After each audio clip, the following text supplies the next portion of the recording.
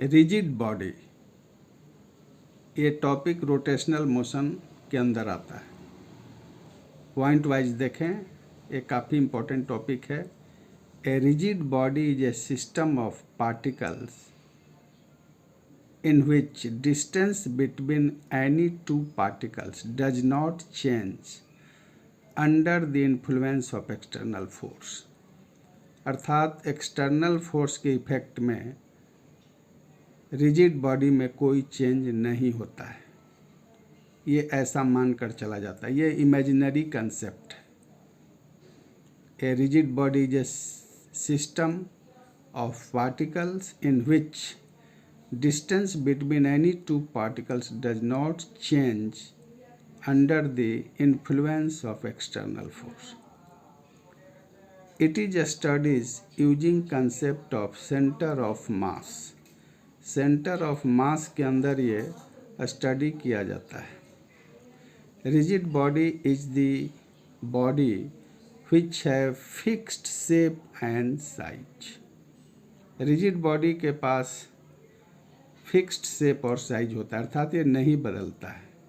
Second point देखें, the centre of mass of a body is a point where the whole mass of the body is suppose to be concentrated. Centre of mass उस point को कहेंगे जिस point पर body का whole मास concentrate होता है। Third point, the sum of moment of the masses of all point masses about center of mass is always zero। ध्यान से देखें, the sum of moment of the masses of all point masses about center of mass is always zero।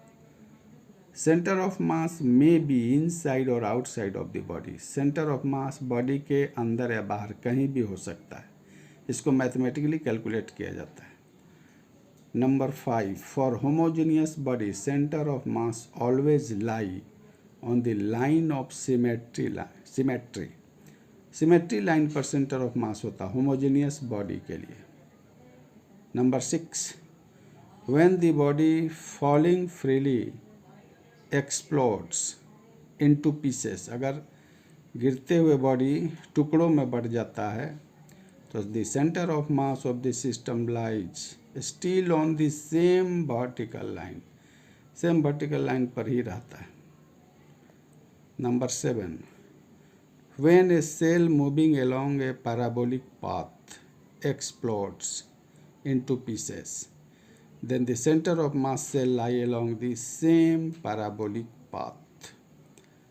तो ये total 7 points हैं regarding rigid body and centre of mass.